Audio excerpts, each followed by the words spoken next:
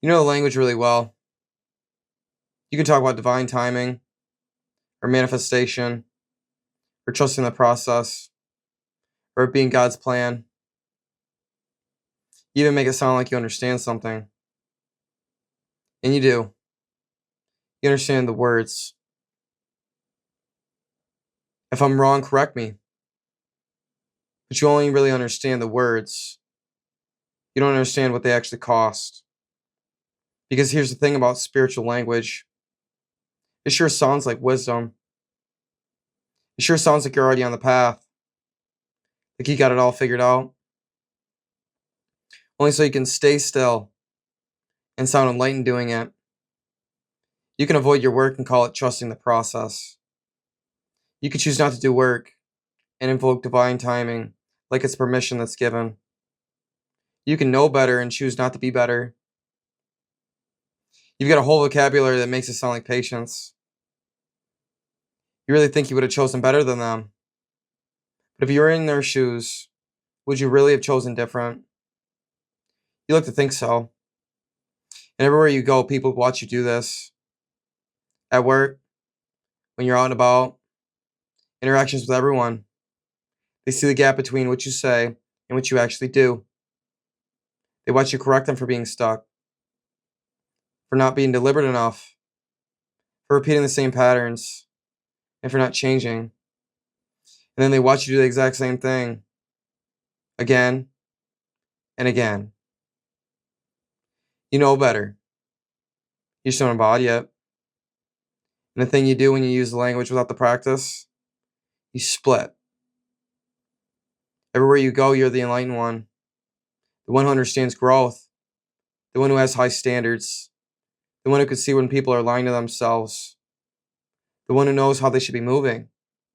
And then you go out, or you go to work, or you're with your family, and you correct them, and you're self righteous. You impose your viewpoint like it's more open minded because you've got the language to back it up. The thing is, the people around you aren't getting your wisdom, though. They're getting your judgment because you learned the words before you learned to live them. Manifestation is a real thing, but you have to embody it, not just speak it. Divine timing is a real thing, too, but it only happens if you do the work. Trusting the process is, again, a real thing, but you have to actually trust it, not just hope for an outcome and then act surprised when the hope isn't enough to move the needle. You cannot invoke divine timing and skip the practice, but that's exactly what you're doing. I know how this works because it was me. Something crumbled, and no, it wasn't my faith. It was my escape route that collapsed. I stopped numbing myself, and there was no buffer left between me and the discomfort, so I had to move. I stopped talking bad about myself. I stopped acting like I deserved less than I do, and I started taking care of myself, my body, and my mind, and even my posture, if you could believe that.